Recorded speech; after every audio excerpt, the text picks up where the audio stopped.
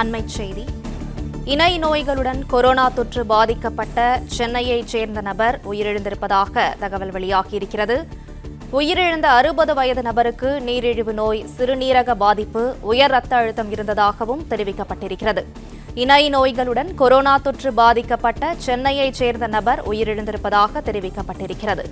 உயிரிழந்தவரின் உடல் மாநகராட்சி சுகாதாரத்துறை அதிகாரிகள் வசம் ஒப்படைக்கப்பட்டதாக அதிகாரிகள் தெரிவித்திருக்கின்றனர்.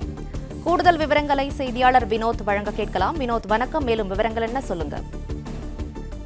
உருமாறிய கொரோனா தொற்றானது தொடர்ந்து சமீப காலமாக பரவி வரக்கூடிய நிலையில் சென்னை அடுத்த மறைமலை நகர் பகுதியைச் சேர்ந்த 60 வயதான நபர் ஒருவர் கொரோனா தொற்றுக்கு உயிரிழந்திருக்கக்கூடிய சம்பவம் பெரும் அதிர்ச்சியை ஏற்படுத்தியுள்ளது. இந்த நபருக்கு கடந்த ஒரு சில நாட்களாகவே உடல்நலம் பாதிக்கப்பட்டு மறைமலை நகர் பகுதியில் இருக்கக்கூடிய அந்த நபரானவர் சென்னை KK நகரில் இருக்கக்கூடிய ESI மருத்துவமனையில் கடந்த 2 நாட்களுக்கு முன்னதாக அனுமதிக்கப்பட்டிருக்கிறார்.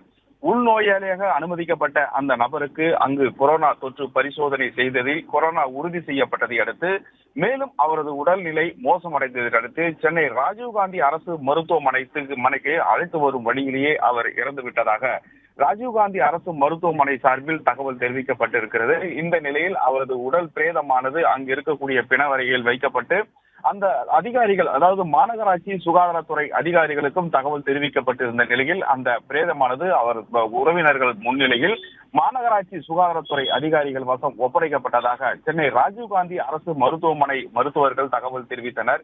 இந்த நிலையில் கொரோனா தொற்று பாதிப்பு காரணமாக உயிரிழந்த 60 வயதுடைய ஆண் நபருக்கு இரத்த அழுத்தம், சிறுநீரக பாதிப்பு மற்றும் சிறுநீரக கோளாறு காரணமாக தொடர்ந்து அவர் மருத்துவமனையில் சிகிச்சை பெற்று வந்ததாகவும் இதன் காரணமாகவே கொரோனா தொற்றால் உயிரிழந்திருக்கக்கூடிய ஒரு சூழல் இருந்ததாகவும் மருத்துவமனை மருத்துவர்கள் தகவல் தெரிவித்திருக்கக்கூடிய நிலையில் உயிரிழந்த 60 வயதுடைய நபரின் பிரேதமானது சுகாதாரத்துறை, அதாவது மாநகராட்சி சுகாதாரத்துறை அதிகாரிகள் வசம் ஒப்படைக்கப்பட்டு தொடர்ந்து அந்த பிரேதமானது உரிய பாதுகாப்புடன் அவங்க உறவினர்கள் முன்னிலையில் ஒப்படைக்கப்பட்டதாகவும் மருத்துவமனை வட்டாரங்கள் தகவல் தெரிவித்தன.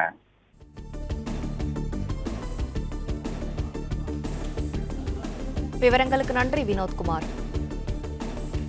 பிளே ஸ்டோர் மற்றும் ஆப் ஸ்டோரில் இருந்து பாலிமர் செயலியை QR கோடு மூலம் பதிவிறக்கம் செய்யுங்கள். செய்திகளை உடனுக்குடன் பெறுங்கள்.